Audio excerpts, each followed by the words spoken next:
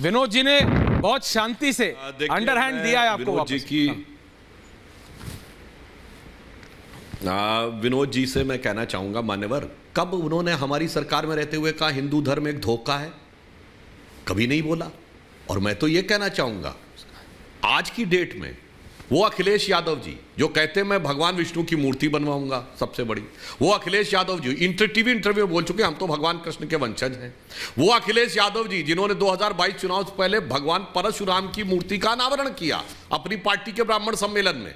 तो ये बताइए, और आज स्वामी प्रसाद मौर्य की जो हैसियत है सपा में, विनोद जी आप वरिष्ठ हैं, भाजपा में क्या हैसियत थी? तो क्या हैसियत थी? इसकी ये पसंगे वाली हैसियत भी तो नहीं थी। उनको इतना बड़ा स्टेचर दे रखा है। अब आप ये बताइए दोनों में से सच क्या है? ये तो मतलब वो जैसा कि वो दर्शन शास्त्र का प्रश्न होता था ना, ये स्वप्न सच है कि वो स्वप्न सच है। और स्वामी प्रसाद मौर्य तो इतने गजब हैं, जब तक भाजपा में रहे इनको कुछ गलत नजर नहीं आया। और उससे पहले बसपा में थे, विनोद जी याद करिए, उस बसपा में जो नारा था हाथी नहीं गणेश है ब्रह्मा विष्णु महेश है, और ये नारा खड़े होकर लगवाते समय मंच पे बैठे रहते थे स्वामी प्रसाद मौर्य। जिस बसपा में नारा लगता था ब्राह्मण शंख बजाएगा हाथी बढ़ता जाएगा, 5 साल सत्ता की मलाई वहां लिए यहां लिए, और उसके बाद जब कहे कि भाजपा सत्ता से बाहर करवा देंगे और खुद अपना पर्सनल चुनाव हार गए। तो अब दो बातें हैं, या तो मैं मानता हूं कि वो अपना मानसिक संतुलन खो बैठे हैं। अनुराग जी कह रहे थे तो मुझे समझ में नहीं आ रहा स्वामी प्रसाद मौर्य के पेट में कौन सा मरोड़ होता कि जुगाली करने लगते हैं। या फिर मैं अखिलेश जी से कहूंगा, अखिलेश जी को सावधान होना चाहिए। जैसे मैं ऑन द लाइटर नोट कहूंगा, ऐश्वर्य जी, हम लोग बचपन में सुनते थे कि ट्रेन में कई बार कुछ जाली बाबा टाइप रहते थे, जो लोग कुछ ऐसा नशे का प्रसाद खिला देते थे लोगों को और उसका सामान लूट ले जाते थे।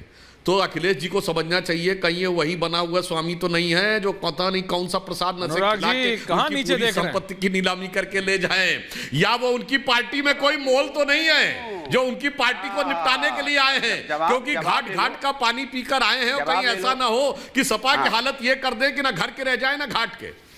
जवाब दीजिए अनुराग जी, स्वामी जी आ रहा हूं। अब मैं बोल लूं? हाँ बोलिए। देखिए, भारतीय जनता पार्टी से सवाल आपने क्या पूछा था? अच्छा, एक चीज और कह दूं, सवाल क्या पूछा था? स्वामी प्रसाद मौर्य ने आज तक महंगाई बेरोजगारी पे कुछ नहीं बोला, जिसपे अभी अनुराग भदौरिया बहुत लंबा प्रवचन देंगे। स्वामी जी कुछ नहीं बोलते। मेरी बात सुन लीजिए, मैं तो बोल रहा हूं, मेरी तो सुन लो प्रभु। मैं तो आपके सामने बैठा हूं, आपके सामने बैठा हूं। आप तो आप बड़ी लंबी लंबी बता रहे थे बेरोजगारी पे, तो आप लंबा लेक्चर अभी कहीं दे रहे थे दूसरे चैनल पे कि हमने तो रोजगार बहुत दे दिया। आपने अगर रोजगार दिया होता तो आज आपको ये मुद्दे स्वामी प्रसाद मौर्य में देखा एक शब्द नहीं की चोट पे ये जनता है। रोजगार पे बोल रहे हैं। ये अब मेरी बात सुन लीजिए अनुराग जी, सुन लीजिए, स्वामी प्रसाद मौर्य में कुछ बोलेंगे? मेरे बीच में क्यों इतना बोलते हैं? अरे मैं आपसे पूछ रहा हूं, तो आप आपसे कुछ पूछो, हम बोलना जवाब देते हो, लाना शुरू करते हुए। ये तो दिक्कत है, ये तो दिक्कत है भाई। बोलिए क्या? ये तो दिक्कत है। आप कमाल की जल्दी से 30 सेकंड्स बोलिए। आए बाएं साए कुछ भी बोल दें, उसके लिए आप ताली बजाते हो। बहुत बढ़िया सुधांशु जी, बहुत बढ़िया बोला आपने। हम बोलना शुरू कर देते हैं तो आप उसमें कूद पड़ते हो अपना 30 सेकंड वेस्ट किए आपने। अरे भाई मुझे भी तो बोलने का मौका दीजिए। लोकतंत्र आपके यहाँ भी 30 सेकंड वेस्ट किया है, पूरा समय समा बांध रहे हैं। पत्रकारिता में भी यहाँ आपके चैनल पे भी लोकतंत्र है। 45 सेकंड वेस्ट। लोकतंत्र वैसे भी लोकतंत्र बाहर मुश्किल से मिल पाता है। Thank you very much studio in. Thank you studio, वापस आ रहा हूं। 1 मिनट आपने अपना वेस्ट किया। Anurag ji thank you very much.